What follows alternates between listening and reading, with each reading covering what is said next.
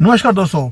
मोदी जी और Xi Jinping दोनों ने पार्टनरशिप कर ली है और ये परफेक्ट सोल्यूशन है दुनिया की प्रॉब्लम्स के लिए भी और डोनाल्ड ट्रंप के लिए भी। अब ये क्यों बोल रहा हूँ? क्योंकि हम राइवल्स की बजाय हम पार्टनरशिप की तरफ हम चलते जा रहे हैं और ये टर्निंग पॉइंट है ग्लोबल पावर के अंदर। ये किसी ने सोचा नहीं था और आज ये स्टोरी इतनी ज्यादा इंपॉर्टेंट हो गई है क्योंकि दो बड़ी पावर्स एक दूसरे के साथ हाथ जोड़ रही हैं। ये शेक कर देगा पूरा वर्ल्ड ऑर्डर को।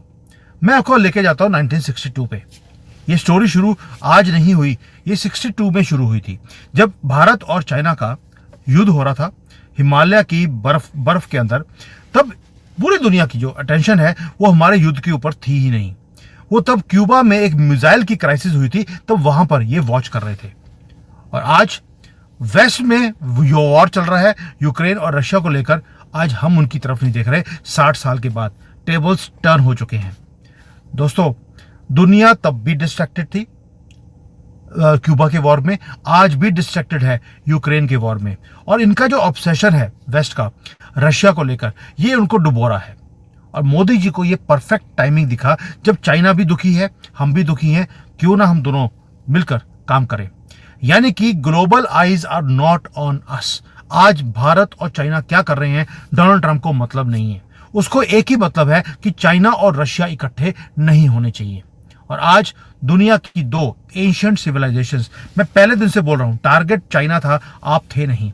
और आज भी टारगेट रशिया अमेरिका का एक ही है, चाइना रशिया इकट्ठे नहीं होने चाहिए। भारत और चाइना इकट्ठे होते हैं, इनको प्रॉब्लम नहीं है, क्योंकि उनको मालूम है इसको तो हम कभी भी प्रॉब्लम्स को इंक्रीज कर सकते हैं। डीप स्टेट का काम ही ये है। अब आते हैं कि जब ये दो ancient civilisations, most populous nations on the earth, जब and secondly China already second largest economy है, हम थर्ड लार्जेस्ट बहुत जल्दी बनने वाले हैं, यानी कि second and third economist in the world. जब दोनों कोऑर्डिनेटेड होकर काम करेंगी तो क्या होगा?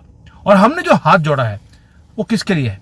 अपनी इकोनॉमीज को इंटरट्वाइन करने के लिए और फॉरेन पॉलिसी को इंटरट्वाइन नहीं, कोऑर्डिनेट करने के लिए, कि जो उनका स्टेक होगा या उनकी लाइन होगी वही हमारी भी होगी। और दोस्तों, अगर ये हो गया, पूरे दुनिया का जो बैलेंस है वो टिल्ट हो जाएगा। सोच कर देखिए, भारत और China 40% of the world's population है और ये combined power, economic, cultural, militarily, civilizational, क्या होगा? जो वेस्ट है वो हमारे ऊपर टर्म्स को डिक्टेट ही नहीं कर पाएगा। और आप सोच के देखिए, जो हमेशा चाइना अमेरिका ने हमें यूज किया चाइना के अगेंस्ट, क्या कर पाएगा? और जब मैं 2 साल से बोल रहा हूं कि मैं यहां पर चिंडिया की बात करता हूं, चिंडिया मतलब चाइना और इंडिया मिलकर काम करें, इनका हार्डवेयर हमारा सॉफ्टवेयर, हम दुनिया को अपनी उंगलियों पर नचाएंगे। लोगों ने आप में हंसना शुरू कर दिया था, आज मोदी जी वही काम कर रहे हैं। He is working towards Chindia. आपके जो कंसर्न्स है उसको भी कवर करूंगा, चिंता मत कीजिए। आंसर एक ही है कि क्या अमेरिका हमें चाइना के अगेंस्ट यूज करने की कोशिश कर रहा था, क्या हम यूज हुए? आंसर है नहीं। मोदी जी ने बोला, मैं किसी के पॉन नहीं बनूंगा, मैं भारत का प्रधानमंत्री हूं, भारत के लिए बात करूंगा। इसलिए प्रधानमंत्री मोदी की जो विजिट हुई चाइना में अभी एससीओ में, यह कोई सिंपल डिप्लोमेटिक हैंडशेक नहीं था, एक पोटेंशियल टर्निंग पॉइंट है, क्योंकि उनका 7 साल के बाद गलवान क्लैश के बाद ये पहला विजिट था to start a new chapter. और आपने वो तस्वीरें देखी हैं जहां पर वो हंस के शी जिनपिंग के साथ, पुतिन के साथ वो बातें कर रहे हैं। सांप लौट रहा है अमेरिकन प्रेसिडेंट के दिल के ऊपर। अब इसको थोड़ा सा डीप डाउन करते हैं। ये तो हो गया सरफेस लेवल पे जो मुझे आपको देना था, लेकिन जब शुरू करते हैं हम लोग तो डिफरेंसेस भी होते हैं और सिमिलैरिटीज होती हैं। डिप्लोमेसी में अब डिफरेंसेस को बाद में देखते हैं, पहले देखते हैं कि उनमें और हमारे में सिमिलैरिटी क्या है। अब सिमिलैरिटी क्या थी जो मोदी जी ने देखी? पहला ये है कि पिछले 30, 40, 70 साल से कह लीजिए, भारत और चाइना दोनों ने एक स्ट्रेटेजी को फॉलो किया, वो था ऑटोनॉमी। हम किसी के पॉन नहीं हैं, हम रिफ्यूज करते हैं किसी का भी पपेट बनने के लिए, ना वॉशिंगटन का ना मॉस्को का। ये भारत के पास स्टैंड यही है, चाइना का भी यही स्टैंड था। दोनों नेशंस, चाइना इंडिया, दोनों ने बोला हम सिर्फ कंट्रीज नहीं है, हम तो सिविलाइजेशन है। चाइना ने इसलिए आपको बोला you and we are the oldest civilizations. भाई, अमेरिका को सिविलाइजेशन नहीं है, ये तो कंट्री है। यूरोप को सिविलाइजेशन नहीं है, कंट्रीज हैं। हम सिविलाइजेशन है, इसलिए चाइना ने हमें सिविलाइजेशन को याद दिलाया। अब दोनों जो लीडर्स हैं चाइना भी बोलता है कि हम ग्लोबल साउथ के लीडर हैं, भारत भी बोलता है हम ग्लोबल साउथ के हम लीडर हैं। दोनों कंट्रीज मल्टीपोलर वर्ल्ड या मल्टीपोलर ऑर्डर की तरफ बात कर रहे हैं, चाइना भी भारत भी। और यहां पर ये बोलते हैं हम लोग कि जो पावर है वो डिस्ट्रीब्यूट होनी चाहिए फेयरली। ये नहीं है कि किसी की मोनोपोली हो, जैसे वेस्ट के अंदर अमेरिका ने मोनोपोली बना के रखी है। अब जब ये सिमिलैरिटीज को देखते हैं और ये दो सिविलाइजेशन जायंट्स जब दोनों कन्वर्ज होंगे, कन्वर्ज का मतलब है मिक्स करेंगे, तो वर्ल्ड व्यू जो है वो कंप्लीटली चेंज हो जाएगा। ये दोनों अपने आप में जब सिंक करेंगे तो वर्ल्ड व्यू, दुनिया का हमें देखने का नजरिया वो चेंज हो जाएगा और दुनिया ट्रैम्बल करेगी। याद रखना चीज को। और ये बार बार मैंने अपने वीडियोस में बोला, आपने बोला यार सीसीपी का एजेंट है, क्या आज मोदी जी सीसीपी के एजेंट हो गए? ये वो चीजें हैं डीप डाउन जो मैं लेके आता हूं। मैं अपने बार बार बोल रहा हूं, अपनी रेपुटेशन, अपना पूरे लाइफ का एक्सपीरियंस मैंने दांव पे लगाया हुआ है इन सारी चीजों के ऊपर कि ये चीजें होगी और ये होती हुई आपको दिखाई देती हैं। अब आते हैं कि दोनों अभी इस वक्त भारत और चाइना इकट्ठे हो क्यों रहे हैं। उसका आंसर है, ये नहीं है कि हमारे जो डिफरेंसेस हैं वो भूल गए, आंसर है अमेरिका। दोनों बीजिंग एंड न्यू दिल्ली, दोनों के पास जो प्रॉब्लम्स हैं वो इंक्रीज हो रही हैं, वो एक ही कंट्री के कारण है, वो है वॉशिंगटन। चाइना को प्रॉब्लम क्या आ रही है? ट्रेड वॉर्स है, सैंक्शंस हैं, सेमीकंडक्टर के ऊपर बैन है। भारत के लिए प्रॉब्लम क्या है? हमारे ऊपर ऐसी कोई प्रॉब्लम नहीं है, ना सैंक्शंस है हमारे ऊपर, ना सेमीकंडक्टर रुका जा रहा है, ना कोई ट्रेड वॉर है। ये दिखाने का कुछ और है, पीछे गेम कुछ और चल रहा है। मैंने इसको बड़ी मैंने वीडियो बना लिया। हमारी प्रॉब्लम है कि हमें वेस्ट लेक्चर देता रहता है डेमोक्रेसी के ऊपर। राहुल गांधी को खड़ा कर दिया कि तुम्हारे तो यहाँ पर इलेक्शंस ठीक नहीं हो रहे, वोट की चोरी हो रही है। ह्यूमन राइट्स के ऊपर हमें बोला जाता है, जब कोई मुसलमान को मारा जाए तो ह्यूमन राइट्स आते हैं, लेकिन हिंदुओं की लड़कियां 12 लाख हर साल अगवा हो रही हैं, उसके ऊपर कोई बोलता नहीं है। हिंदुत्व के ऊपर हमें लेक्चर दिए जाते हैं और ऊपर से कभी टैरिफ का धमकी, कभी हमें इंसल्ट कर दिया कि डेड इकॉनमी है। ये सारी चीजें हमें तंग कर रही हैं। तो चाइना की प्रॉब्लम्स कुछ और है, हमारी कुछ और है। एंड ट्रंप आपको लगता है कि एक ब्लंट आदमी है, बट उसका एक और भी चीज है कि ब्लंट इसलिए है क्योंकि अमेरिका में जितने भी प्रेसिडेंट्स आए उन्होंने हमें कभी भी इक्वल समझा ही नहीं। उन्होंने हमें एक छोटी सी कंट्री सोचा जिसको हम टूल की तरह यूज कर सकते हैं, जैसे वो पाकिस्तान को, बाकी छोटी छोटी कंट्रीज को वो यूज करते हैं। उनको हमें सिर्फ एक काउंटर वेट करना था, एक काउंटर इफेक्टिव एक country to China, nothing else. और हम किसी की तलवार के नीचे खड़े हो जाएं, ऐसा हो नहीं सकता कि हम उनकी तलवार अपने हाथ में पकड़ें और बीजिंग का गला काट दें। हमने ना कभी किसी के पौन बने ना बनेंगे। हम भारत हैं, ये वो दुनिया जिसने दुनिया को अर्थशास्त्र दिखाया, स्ट्रैटेजी कैसे बनाते हैं, धर्मा कैसे करते हैं। हम किसी के पौन बनेंगे, ये अमेरिका को कभी समझ नहीं आया। ऊपर से कोई राहुल गांधी गंदगी की फैमिली की गवर्नमेंट थोड़ना है जो कदम चूमती थी उनके जाकर कि भैया आप जो बोलोगे हम करने को तैयार हैं। तो अब होगा क्या? अब देखिए एससीओ की समिट में क्या हुआ। मोदी और शी दोनों टेबल के अक्रॉस बैठे, उन्होंने बातें करी, सिमिलैरिटीज की भी, डिफरेंसेस की भी। और जो एससीओ है वो सिर्फ एक रीजनल ग्रुप नहीं रहा, अब ये ऑलमोस्ट 50% ऑफ वर्ल्ड जीडीपी की कंट्रीज एससीओ में आ गई हैं। ये ऑल्टरनेट पोल बनता जा रहा है ग्लोबल पावर का, जहां पर चाइना है, इंडिया है, रशिया है, इवन ये भिखारी पाकिस्तान भी है, ईरान है और सेंट्रल एशिया की सारी कंट्रीज हैं एक टेंट के नीचे। और ट्विस्ट क्या है दोस्तों, भारत जो हमेशा डाउन प्ले करता था एससीओ को कि यार मुझे इसके अंदर एंटर नहीं करना या भागीदारी ज्यादा नहीं बनानी, हमने भी रीडिस्कवर करना शुरू कर दिया कि इसकी यूटिलिटी क्या है। हमें लगता था कि हम क्वाड में हैं, एससीओ की जरूरत क्या है, ब्रिक्स में हम ऑलरेडी थे। लेकिन अब जैसे जैसे हमारे और यूएसए के जो टाइज हैं वो थोड़े से ट्रबल वाटर में दिखते हैं, मैं बार बार बोल रहा हूँ दिखते हैं, तो हमने एससीओ को भी इंपॉर्टेंस देनी शुरू कर दी और हमारा वेट वहां पर काफी ज्यादा है। अब इसमें इंटरेस्टिंग क्या चीज है कि रशिया, इंडिया, चाइना ये तीनों भी इकट्ठे होते जा रहे हैं। ट्राइलैटरल मीटिंग्स की बात हो रही है जिसको आरआईसी बोलते हैं, लेकिन मैं बोलता हूँ बीआरसी। भारत होना चाहिए पहले, इंडिया जो है इंडिया के हो रशिया और चाइना के बीच में, तो बीआरसी ये ट्राइलैटरल शुरू होने वाला है। इतना इजी नहीं है क्योंकि ये तीन कंट्रीज अगर एक प्लेटफॉर्म पे आती हैं, तीन जायंट्स, तो आप समझ लीजिए कि यूएसए का लेड जो ये पूरा का पूरा ऑर्डर है ये ध्वस्त हो जाएगा। और आरआईसी यानी कि बीआरसी ने हमेशा क्रिटिसाइज भी किया है यूएसए का जो ये लिब्रांडुओं वाला जो इनका वर्ल्ड ऑर्डर है, इसको क्रिटिसाइज भी किया है। और अगर ये रिवाइव होता है ये सिग्नल बने मिलेगा पूरे दुनिया को कि मल्टीपोलर वर्ल्ड शुरू हो गया। मोदी जी ने तो आगाज भी कर दिया कि मल्टीपोलर वर्ल्ड होगा, अब यूनिपोलर वर्ल्ड है ही नहीं। और इमेजिन कीजिए, चाइना का मैन्युफैक्चरिंग, भारत का सर्विस सेक्टर और रशिया का एनर्जी, 3 चीजें इकट्ठी हो गई, set, game, match over, America finished है। और इसीलिए आज अमेरिका के अंदर उन्होंने जो डोनाल्ड ट्रंप ने अभी ऑर्डर पास किया है, मिलिट्री को रेडी करने के लिए बोल दिया, पेंटागन को बोल दिया चाइना के खिलाफ मिलिट्री एक्सरसाइजेस शुरू करो। तीसरा, उसका रीजन क्या था? तीनों कंट्रीज ने, चाइना, भारत और रशिया ने मिलकर बोल दिया हम बाईपास करेंगे डॉलर को। यानी कि इन्होंने ट्रेड अपनी अपनी करेंसीज में करना शुरू कर दिया है। एक नया फाइनेंशियल सिस्टम जो which is outside western control, वो हमने बना लिया। चाइना का अपना सिस्टम है, हमारा यूपीआई है, वैसे ही रशिया का भी अपना पेमेंट सिस्टम है। यानी कि अब ये जियोपॉलिटिक्स की बात नहीं रही, ये ब्लूप्रिंट है एक नया ग्लोबल इकोनॉमी का, जिसको हम अपनी करेंसीज में काम कर रहे हैं, डॉलर से बाहर रहकर। दोस्तों, बायलैटरल ट्रेड हमने आपस में ऑलरेडी लोकल करेंसीज में करना शुरू कर दिया और वो एक्सपैंड भी कर रहा है।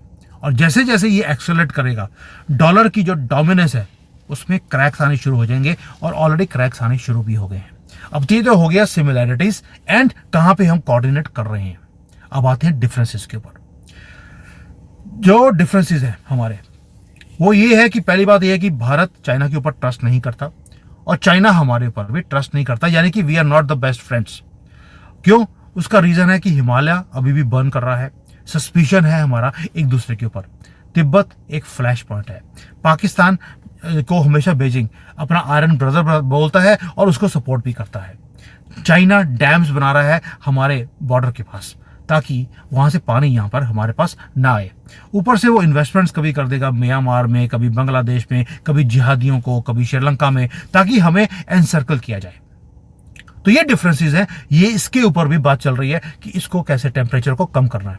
अगर डिफरेंसेस को लेके बैठे रहोगे चाइना वाले, तो आपका तो भट्टा बैठना ही बैठना है। ये भी हमने समझा दिया। इसलिए जब वांगी हमारे पास 2 हफ्ते पहले आया था न्यू दिल्ली में, उसने बोला कि भाई, उसको बोला गया और उसने भी बोला हमें कि जो हमारा एक डायलॉग था, चलता था रिप्रेजेंटेटिव्स का, उसको दोबारा से रिवाइव किया जाए। लेकिन उस पर जो डायलॉग शुरू किया, उसने क्या बोला? बॉर्डर का इशू नहीं है, अब ये बाउंड्री का इशू है। बॉर्डर और बाउंड्री में फर्क होता है। बॉर्डर तो वो है, एलएसी बॉर्डर है, लेकिन बाउंड्री का मतलब है हम इसे इंटरनेशनल बॉर्डर डिक्लेयर कर दें ताकि उनको पता लगे कि डिमार्केशन हो गया, इससे आगे हमको नहीं आना है। यानी कि दोनों कंट्रीज ने एग्री कर लिया, we should work on fair and mutually acceptable settlement on the boundary. ये मतलब है कि 2005 में भी एक इसके ऊपर रेफरेंस हुआ था, उसके ऊपर काम नहीं किया गया। अब उसके ऊपर काम शुरू होगा। डायरेक्ट फ्लाइट्स शुरू हो गई हैं और साथ में शुरू हो रही हैं, नेगोशिएशन चल रही हैं और वीजा रिस्ट्रिक्शंस को ऑलरेडी खत्म कर दिया गया है। मैसेज बड़ा क्लियर है, दोनों साइड्स चाहती हैं कि हॉस्टिलिटी जो हमारे बीच में खड़ी की गई वेस्ट की तरफ से, इसे खत्म करना पड़ेगा। और अगर अपनी कंट्रीज की तरक्की करनी है तो हमें फॉरेन पॉलिसी, इकोनॉमी दोनों को इंटरट्वाइन करना पड़ेगा ताकि इनकी स्टेटमेंट और हमारी स्टेटमेंट दोनों सेम हो। अब आते हैं कि ये मैटर क्यों करता है। ये बड़ा इंपॉर्टेंट है क्योंकि भारत का ड्रीम है कि हम ग्लोबल मैन्युफैक्चरिंग का एक हब बने, लेकिन उसके अंदर एक अड़चन ये है कि हम हेवीली डिपेंडेंट हैं चाइना के ऊपर। भी हम जितना मर्जी गाली निकाल दें चाइना को, लेकिन ये बात माननी पड़ेगी कि Chinese components, raw materials, machinery, इसके बिना हम चाइना को रिप्लेस नहीं कर सकते ग्लोबल सप्लाई चेन्स के अंदर अभी आज की डेट में। अगर आप देखें कि चाइना का जो एक्सपोर्ट्स है या जो उसका ग्लोबल आउटपुट है, हम अभी 1/10 भी नहीं है, 10% भी नहीं है चाइना के। तो अगर चाइना को हम सोचते हैं कि आज हम रिप्लेस कर देंगे, चाइना के टुकड़े करवा देंगे, ये कोई बेवकूफ बोल सकता है, क्योंकि अभी दिल्ली दूर है। वो कहता है दिल्ली दूर है क्योंकि अभी हम चाइना के ऊपर डिपेंडेंट है। चाइना हमारे ऊपर इतना डिपेंडेंट नहीं है जितना हम इसके ऊपर है। टाइम लगेगा लेकिन हम इसे रिप्लेस कर देंगे। इसलिए दोनों का मिलकर काम करना बहुत ही ज्यादा अति आवश्यक है। दूसरा आते हैं कि ये जो इकोनॉमिक प्रैग्मेटिज्म आप देखते हैं, ये दोनों पुश कर रहे हैं चाइना को भी और भारत को भी कोलैबोरेट करने के लिए। परफेक्ट टाइमिंग है। अमेरिका भी चाहता है कि आप दोनों इकट्ठे हो गए अपने आपस में झगड़े सॉल्व करते रहो, मुझे बीच में इन्वॉल्व करने की जरूरत नहीं है। हम बेशक रिलक्टेंटली ही सही, चाइना को हमारी मार्केट की जरूरत है तो हमें उनकी टेक्नोलॉजी की, रॉ मटेरियल्स की, उसकी जरूरत है। भारत की कंपनियां और चाइनीज की कंपनियां ऑलरेडी एक्सप्लोर कर रही हैं जॉइंट वेंचर्स के लिए। किसमें? क्रिटिकल टेक्नोलॉजीज में, आर्टिफिशियल इंटेलिजेंस में, ग्रीन एनर्जी में काम शुरू हो गया है। और ये मैरिज कोई लव अफेयर नहीं है, ये मजबूरी का नाम मोहम्मद गांधी है। वो वाला हाल है चाइना और भारत का। लेकिन अगर ये दोनों इकट्ठे होते हैं, ये रीशेप करेगा एशिया को पहले, उसके बाद दुनिया। अब मैं आपके क्वेश्चन पूछता हूं कि अगर भारत और चाइना एक्चुअली कोऑर्डिनेट करना शुरू कर दें, अभी तो ये शुरू हुआ है, अगर हम कोऑर्डिनेट करें ट्रेड के ऊपर, टेक्नोलॉजी के ऊपर, ग्लोबल इंस्टीट्यूशंस के अंदर इकट्ठे मिलकर हम काम करें, तो वेस्ट का जो ड्रीम था कि भारत को चाइना के अगेंस्ट यूज कर रहा है, क्या वो ड्रीम रहेगा या कोलैप्स कर जाएगा? आप मुझे बताइए। अमेरिका हमेशा ही हमें यूज करता रहा चाइना के खिलाफ, क्या वो यूज कर पाएगा? इसीलिए ये जो कोऑर्डिनेशन हो रहा है, बॉर्डर की प्रॉब्लम, एक ही प्रॉब्लम है हमें बॉर्डर की, अगर वो सॉल्व होती है, उसे इंटरनेशनल बाउंड्री बना दिया जाता है। आप सोच के देखिए हेडलाइंस दुनिया की क्या आएंगी, क्या होगा? एक ही बात होगा कि जो ये अमेरिका 30 साल से हमें एक स्पेशल पार्टनर बोलता रहा, हेडलाइन आएगी भारत और चाइना स्पेशल पार्टनर बन गए हैं।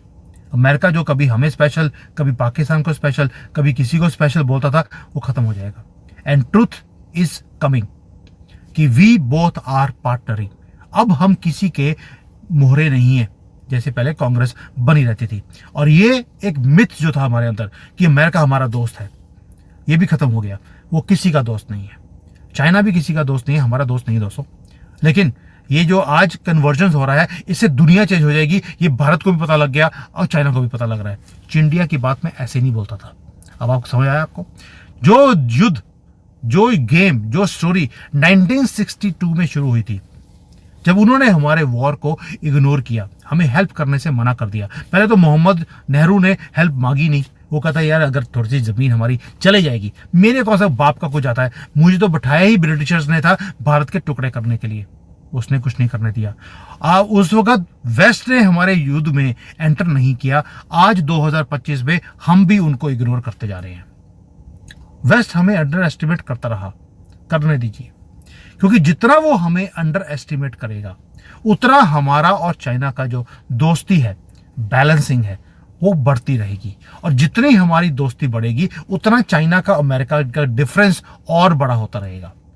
ये नया चैप्टर शुरू हो रहा है, not between countries but between civilisational powers, जहां पर भारत और चाइना मल्टीपोलर ऑर्डर को रीडिफाइन कर रहे हैं, शेप कर रहे हैं अपनी टर्म्स के ऊपर।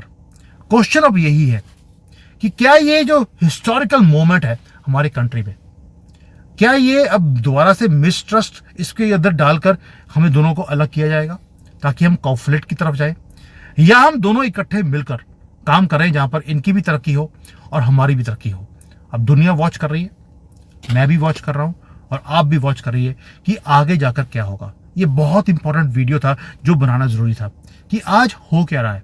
ये एक्चुअल में एससीओ में आकर जो मोदी जी ने बोला कि फॉरेन पॉलिसी भारत की और चाइना की दोनों की इकट्ठी कर कर हम सेम कर देते हैं, ताकि आपका और हमारा स्टैंड वेस्ट के खिलाफ वो सेम रहे। ये रेवोल्यूशनरी होने वाला है कि instead of rivalry we are coming into alliance, and this will change the world order. Thank you. जय हिंद, वंदे मातरम।